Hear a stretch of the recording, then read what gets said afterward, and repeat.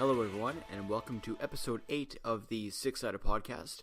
I'm your host once again, the Taxman. I have to apologize for not getting an episode review of last week's episode of Impact Wrestling.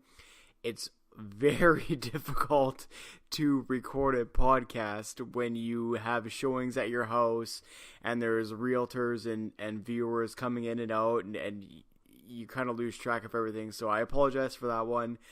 Last week was a cluster, if you will. So we are looking to get back into the swing of things this week. So we're going to give you, hopefully, a really good review of this past week's episode of Impact to make up for the fact that we totally dropped the ball last week. Though I will say it's mostly through no fault of my own. I suppose I could have recorded the show out of like my car or something and it would have been like the worst quality and whatever else have you, but rather than waste my time and your time listening to it, I felt it was better off to just not record for last week and to just snap into it this week. So naturally we'll do a quick recap, I'm sure, if they do one before this show. So I'm just going to kick this show off like I do most weeks, and that's by giving a quick shout out to our new subscribers on YouTube. So there's quite a few because we haven't been through this past week. So I want to give a quick shout out to Ash Manel, Carla Harper, Sebastian Sotelo, Shawnee Guitars, and Brian Penfound.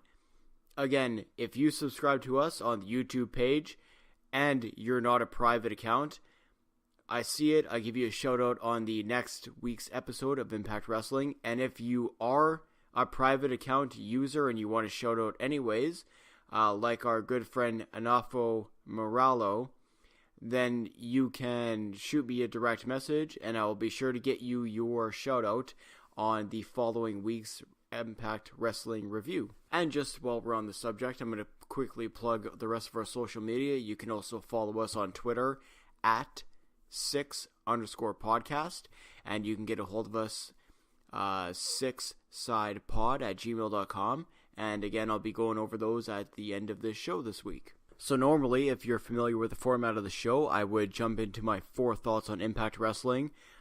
I don't want to make this a habit because I've done this before, but I'm going to forego that because I want to speak a little bit on the Ryan Satin, Vince Russo, whatever you want to call it, cavalcade of travesty that happened the past week. So I want to spend a little bit of time on that. I don't want this to be an hour-long broadcast. So because of that, I'm going to cut the four thoughts out this week. I hope you can all understand because there are some things I want to touch on in that story that I feel pertain to what I've been talking about the last several episodes of my reviews of Impact Wrestling. So with that being said, we are going to just shoot straight from the hip, as it were, and get right into this week's episode of Impact Wrestling. So Impact this week kicks off with a 4-way X Division matchup. We have Petey Williams versus Suicide versus Taja Ishimori versus Rohit Raju. And I thought this was a great match, actually. For how convoluted a 4-way match normally could go, and especially you throw in the fact that it's all X Division guys, and normally X Division guys want to get all their shit in, if you will, I thought this match was really, really well done. They did a good job of only ever having 2 guys really in the ring going at it. The other 2 were either incapacitated on the outside or took a powder or whatever have you. It allowed everybody to have the one-on-one matchups to really showcase their individual talents and to showcase essentially what they could actually do and how they can actually work in the ring with each other rather than having a bunch of the run-ins and a bunch of the 4-way convoluted nonsense. I will say a couple of highlights for me in this match was the suicide dive by Rohit Raju out of the ring. Like when he runs out of the ring and hits the suicide dive, like he's a missile going off. It looks like so goddamn dangerous for him. It's super impressive. And not to be outdone, right after that, we have the golden moonsault from the second rope onto the outside by Taja Ishimori, wiping out the 3 other competitors. Just a great couple of spots. It just little spices of 3 and 4 way action like that in a match like this make it mean more than if you have all 4 guys brawling in the ring and you're not sure who to focus on what. And conversely, it's better than having all 4 guys brawling on the outside to the point where you can't follow the action and the hard camera can't pick up anything, and then you're left with a lot of the roving camera angles that really are never very good to pick up the action. So the camera work was great. The match itself was really, really good. I thought there were a lot of opportunities for each individual to showcase what they bring to the table. You had Ishimori, for example, hitting the double knees. He hits the 450. Those are his signature moves. You had Rohit Raju showcasing his speed. He's throwing knees in the corner. He's throwing drop kicks. Again, that suicide dive was a thing of beauty. Suicide, man, he's doing his thing. He hit, and it's too bad he missed it. But the second rope moonsault was like just beautiful. The way he executed it, and naturally he misses it, but just showcasing what he can do in the ring. And then, of course, the Canadian Destroyer himself, Petey Williams. He really, in this match, to me, seemed like a general. He was in all the big spots. He was really involved in all the big moments of the match. And he picks up the win with the Canadian Destroyer on Suicide. And that was after breaking up the pin from Taja Ishimori hitting a 450 on Rohit Raju. So Petey Williams secures the win, cuts a promo after the match, which I liked because it was less is more. Essentially him challenging Matt Sydal to the X Division Championship at Redemption in April. So looking forward to that match. Again, kudos to all 4 guys. This is how you can make a 4-way match not seem like a convoluted mess. Everybody got their stuff in. Everybody looked good, more importantly, and everybody was everybody was able to showcase a little bit of what they bring, their own flavors, if you will, to the X Division. So really well done, really nice match to start the show off. Our next match up on Impact, we had the debut match of Su Yung versus Amber Nova. Jesus, I'm not entirely sure what to make of Su Young's character yet because I'm not familiar with her work in her other promotions, but she looks disturbing.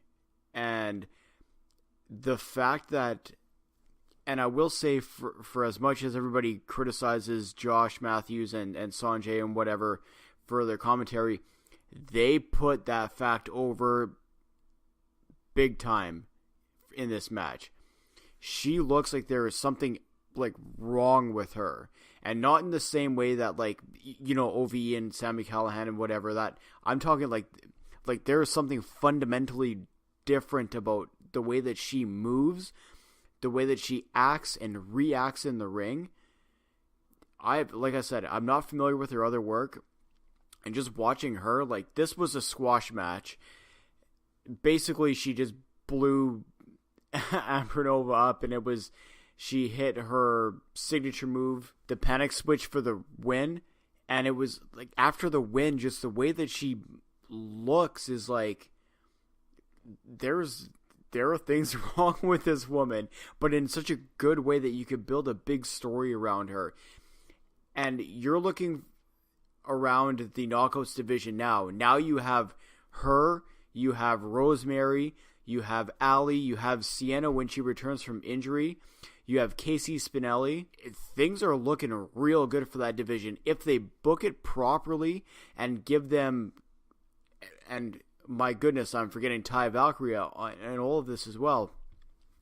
If you book them properly and give them the type of matches that they can showcase their specific talents, and especially like the different characters that they have.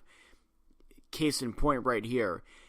If Su Yung can go in a match and act like this, or if Rosemary can go into one of her matches acting like she does, showcasing the different personalities and the different traits and the different work styles, work ethics, and honestly the different characters that they have in the Knockouts division. They're going to prove why they have some of the best female workers in professional wrestling, period. And you are going to see it in the next few weeks, mark my words. The next match that they showed was a Falaba versus KM match from WrestlePro. And I'm not going to review this match only because I don't think that this should have been part of the show. Not that they had a bad match per se, but the way it was filmed and the way it was presented just didn't... I'm sorry, but things like this don't work when you're trying to present yourself as a professional show. I know it's an odd thing to say, but you understand what I mean by the end of this all. But you're trying to present yourself as one of the top 2 companies in North America. Showing quote-unquote outlaw footage like this, just it doesn't do anything for your presentation, if you will. So I'm going to leave that match as it was. KM did pick up the win. Just, they need to, if they're going to show video clips or highlights or matches from other promotions, it needs to be as well or better produced than what they are putting on their actual television. And that is my thoughts on it. And again, that's why I'm not going to go into depth reviewing that match. Our next official match was Brian Cage versus Bobby Lashley. This was a heavyweight tout, both in terms of stature, size, and physicality. This match was pretty damn solid. The fact that you had 2 big guys like both of them pulling off the moves that they did in this match was a pure testament to their both physical strength and physical endurance. There was shit in this match that 2 guys that size should not be able to do. Case in point was Brian Cage doing a somersault dive over the top rope was insane. Actually insane. You had Bobby Lashley just blowing Brian Cage up with a massive spear that probably would have killed somebody of my stature. Later on in the match, you also had Brian Cage hit a springboard tornado DDT. I've never seen that first off done, let alone done in a heavyweight match, let alone done by a guy who's a goddamn 300 plus pounds. Is incredible. Just this match had everything that you could ask for in a heavyweight battle. There was enough of both guys beating the hell out of each other. Great selling, I thought, on both guys. I will say one negative, however, was there was no heel or babyface in the match. So it was the crowd, I felt, couldn't really react to who, if you will, they wanted to. It just seemed like it was really a divided crowd and kind of made it a quiet crowd in this match, unfortunately. Considering what these 2 were doing, that part of it kind of took a little bit of the luster or magic, if you will, out of the match. But all in all, this was a hell of a bout. My second complaint, if you will, is the finish. I thought the finish was super flat, that there's a little bit of ref, interaction with Lashley. We have Brian Cage selling on the ground. Lashley turns around and takes a massive discus lariat for the pin and the win. To me, I don't know. I almost expected more of a destruction of Bobby Lashley, if you will, considering he's going out. I'm not sure if this is his last match in Impact Wrestling, but if he's going out and you want to, kind of package Brian Cage as the new monster and the new, terrific force, if you will, in Impact Wrestling, I think it would have served everybody better if he would have maybe hit that discus lariat and then killed Lashley with the drill claw for the 1-2-3. Maybe that would have put more of an emphasis on the win. But nonetheless, hell of a match. That is one of the best heavyweight matches you might see all year in North America, at least. So hats off to both guys. This was really, really a good match If you missed it, you gotta see it. Now, following a segment of Eddie Edwards chasing OVE out to Ohio and subsequently getting destroyed, watch that segment too if you have a couple of minutes. Just the brutality of this feud is making the matchup between Eddie Edwards and Sami Callihan at the Impact Wrestling and Lucha Underground show means so much more. This thing is going to be a goddamn war. And if you're anything like me, you are most definitely looking forward to watching that. Which, by the way, will be live on Twitch, and they are announcing the rest of the card, I believe, this coming week. So stay tuned for that. ImpactWrestling.com, I believe, will have all the information, as well as they'll be putting it on their Twitter account. So that brings us to our main event of the evening. We have Matt Sydal versus Austin Aries. Now, this is a champion versus champion match. You'll note that Matt Sydal was kind of a dual champion, but kind of handed one off to Josh Matthews. So when this show kicked off in a convoluted way, essentially Matt Sydal is defending the Grand Championship against Austin Aries, who is defending the Impact Heavyweight Championship. In my opinion, this match had great pacing. For the type of match that these two normally do, I was really pleased to see that they kept the majority of the action inside the ring. You had a little bit of interference here with the mystical leader, or whatever the hell he's called, Josh Matthews, interfering in the match a little bit, costing Austin Aries a bunch of time and momentum throughout the course of the match. Man, these guys delivered some crazy spots. There was a neck breaker that Austin Aries delivered to Matt Sydal on the apron that damn near broke his back on the second rope. It was actually something really impressive to look at, both in terms of how Austin Aries delivered it and legitimately the flexibility of Matt Sydal.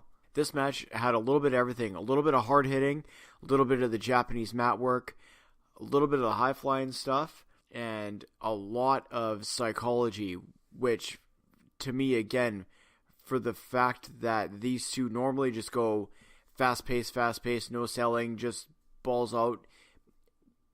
They took their time when they needed to. They slowed down for the parts that meant something. And when they hit something big, again, it meant something. There was a counter that Austin Aries did with a big discus forearm.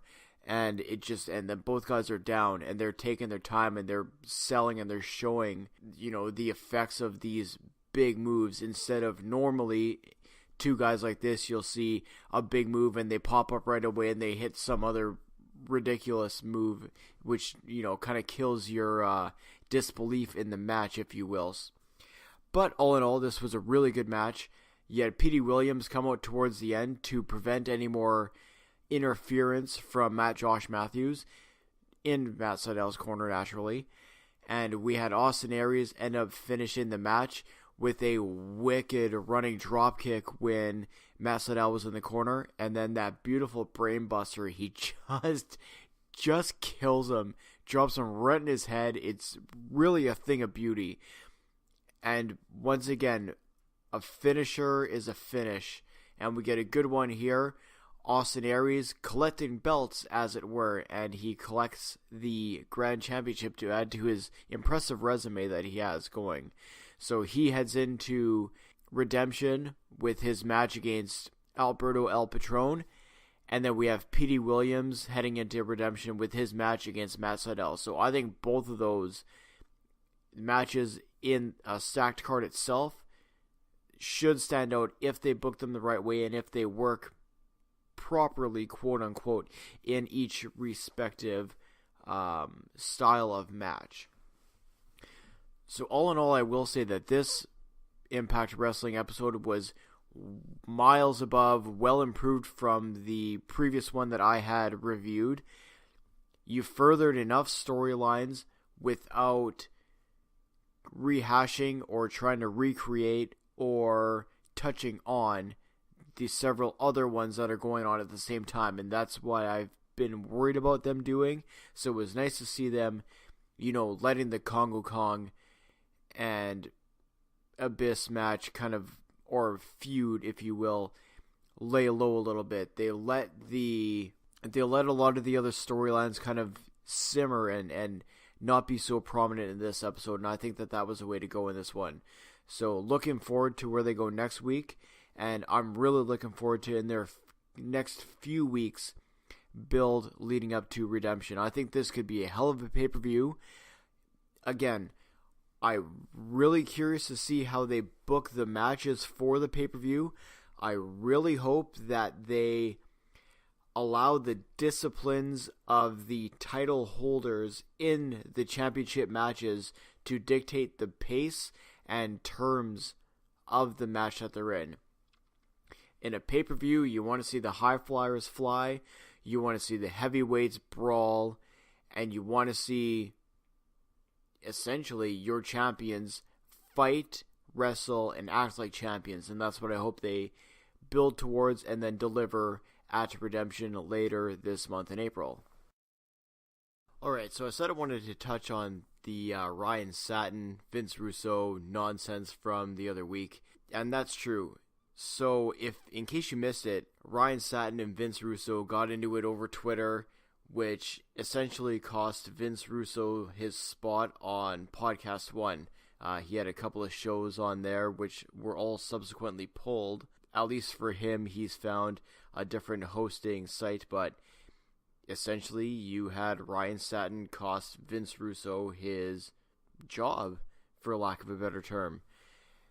Now, I've been talking for weeks about these shitty dirt sheet reporters, how they manufacture their own stories that are usually so far removed from what's actually happening in the wrestling business, or are such lies perpetrated or forced upon either the fans or towards wrestling personalities or whatever have you. And this is a perfect example of this. So this whole thing actually started, I don't know if you all remember last year when Vince Russo had filed that restraining order against Jim Cornette. Regardless of what you think about that, Ryan Satin took it upon himself to call Vince Russo a pussy on Twitter. So he, in essence, started this entire interaction, if you will, last year by interjecting himself where he shouldn't have talked about a situation that he has no business commenting on, because he's not a wrestler, he's not in the business, he shouldn't have anything to do with the business, yet somehow he is some dirt sheet writer that people pay for some reason to hear his opinion, which I don't understand. The guy's a piece of trash. His opinions are so wrong and so far-fetched and are based on such lies that I don't understand why somebody like this would get any type of play. But anyways, so you fast forward to this past week, there was a bunch of back and forth between those two. Ryan Satin was on Vince Russo's show and rage quit the show because he couldn't take the heat, essentially. So all of this ended up causing Vince Russo's fans, without him coercing them, by the way, to go after Ryan Satin and Ryan Satin's girlfriend, who nobody would have known about if Ryan Satin hadn't included her in a post on Twitter where he was basically body shaming a random stranger that had no idea that they were being photographed at the time. And this is fact, right? This is all things that are on his Twitter that he's proud to put out there because he doesn't fear any consequence. And why should he? Because look what happened here. So allegedly, Ryan Satin's girlfriend was threatened by not Vince Russo, not Russo. Russo's fans supposedly, allegedly, were threatening her on Twitter. Or so Ryan Satin started this whole thing to get Vince Russo shows pulled on Podcast One, which worked, which is absolute bullshit that somebody can basically make up a story, interject themselves into something, the other person reacts, and by the way, somebody else reacts, not even the person involved, and said person loses their job. It's actually insane that some scumbag dirt sheet writer would cost somebody who's, and I will say that I am not a Vince Russo guy by any stretch of the imagination. I don't believe in a lot of his views, actually almost any of his views. And I think that his personal view on his history in the wrestling business is skewed at best. But you can't deny the fact that he's been involved in the wrestling business for roughly 30 years, and there have been large ideas and storylines and things of that nature that he's contributed to the business. So he's been a part of it, whether you like it or not, for roughly the past 30 years. You have somebody who's never been in the business, never will, and their only claim to fame is that they can make up stories and gets played on the internet. And that guy cost somebody in the business their job when he started the whole thing. It's incredible. Could you imagine if you went to work on Monday and somebody was needling you, down talking you or degrading you on Monday, and then they're doing it on Tuesday, and then they're doing it on Wednesday, and then Thursday you react in the slightest form. Thursday they go to HR, they say that you harassed them, and Friday you're out of a job because this person started a problem with you. You retaliated in some way, shape, or form. Probably nothing. They went to HR, you're out of a job. It's the exact same thing that's happened here. What's incredible is that this guy, Satin, will get zero repercussion from any of this. And then he has the gall to think that he's been wronged or that he deserves some kind of apology or whatever. This guy's out of control. And then never mind that, a few days later, then he's starting a problem with somebody else on Twitter. It's incredible that a guy like this and people like this can make money off the business and cost people in the business their jobs. It's incredible. It actually makes no sense to me.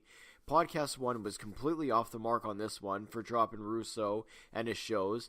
Thankfully, he had a backup plan. Again, I'm not a Russo guy, but you never want to see somebody lose their job because somebody else started a problem. It's incredibly ridiculous. So, shame on you, Podcast 1. You guys dropped the ball on this one big time. And after all of this was said and done, you had Ryan Satin trying to play the victim and play this off that he's been hurt and his girlfriend's been threatened and yada yada yada, even though this is all his fault.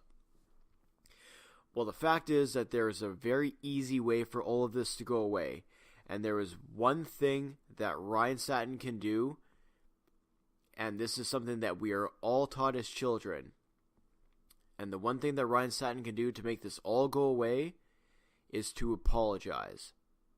He should apologize to Vince Russo for starting this entire thing in the first place. He should apologize to the wrestlers, promotions, and wrestling personalities that he has fabricated stories about, lied to and about, and passed on false information to and about throughout this so-called career of his being a dirt sheet writer. He should apologize to the fans for continually lying, for continually spreading misinformation, and for continually interjecting himself into realistically situations that he has no business commenting on or being involved in.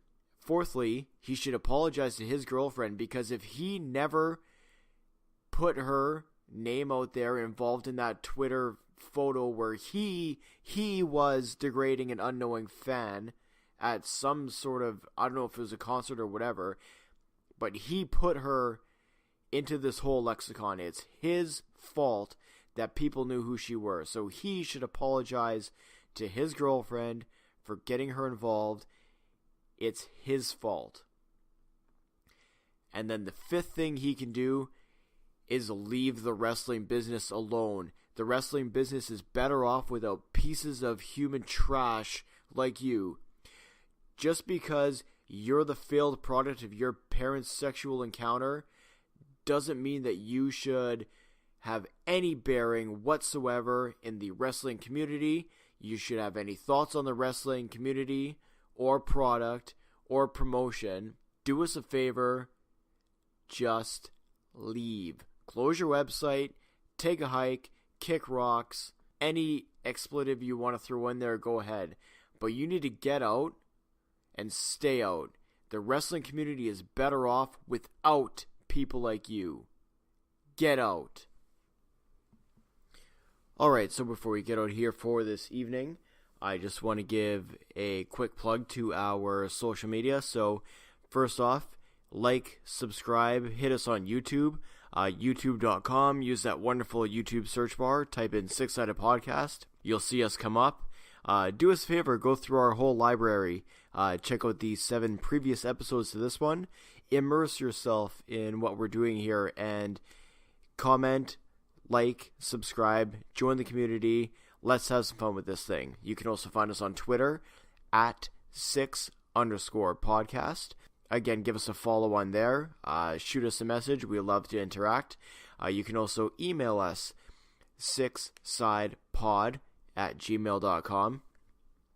And if you want to be a part of the show, if you want to review segments on the show, if you have comments, questions, queries, criticisms, hopefully constructive kinds, get us on there, sixsidepod@gmail.com, at 6_podcast, that's on Twitter. And once again on YouTube, use the wonderful YouTube search bar and type in Six Sided Podcast, and you will find us there. And be a doll, if you will, and go through all of our past episodes and see what we've been up to, see what we're doing, and see where we're going. I also want to give a quick shout out to my buddies at Just Because Wrestling. You can find them. They have a brand new Facebook page, so check them out, Just Because Wrestling. You can also find them on Twitter at JBWrestling1998. They had actually a killer article about the Woken Matt Hardy Ultimate Deletion segment on WWE from, I believe that was last week or 2 weeks ago. And also some interesting thoughts about the Daniel Bryan saga and where we are at currently with that. So definitely want to check them out. They've been really good to me, so check them out again on Twitter at JBWrestling1998. And you can find their group on Facebook, Just Because Wrestling. Do them a solid, check them out. Just another like-minded wrestling connoisseur, if you will. And they do great work. You definitely will not go wrong by checking them out. So, once again, I can't say it enough. Just Because Wrestling, check them out. You won't regret it. So, before I get out of here for this evening, on behalf of myself, the Taxman, this is the Six Sided Podcast for WrestlingWithWrestling.com, saying take care of yourselves and each other. Good night, everyone.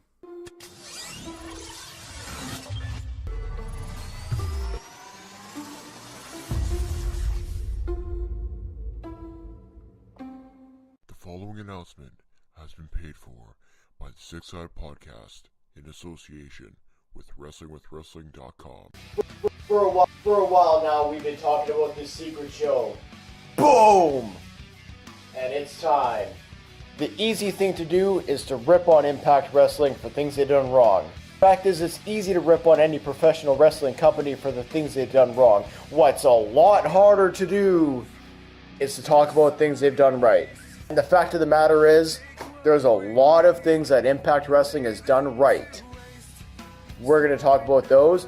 We're going to talk about who was involved. We're going to talk about what they did, why it worked. See, what we're bringing to you is the stars of Impact Wrestling from the past and from the present. And we're going to do a little deep dive. Some things you knew, some things you didn't. We're going to dispel a lot of the rumor, and we're going to talk a lot of the truth. So many wrestlers, so little time. We don't want to bore you with a 20-minute video. We want to talk about the facts, what happened, why it worked, and where it was going, and when it got there. The fact is, Impact Wrestling has been around for quite a few years. They've gone through quite a few stars. They've made quite a few stars. Some names you might not know, some names you forgot.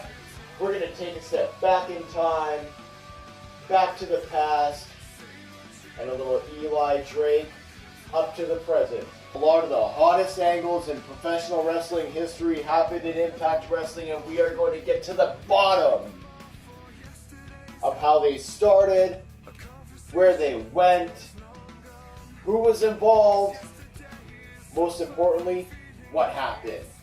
So take a deep dive with us. We're going to Impact's past. We're going to the glory days. We're talking about the great things they did. We're talking about the great talents that there were. The show is Impact in Reverse. Boom, boom, boom, boom.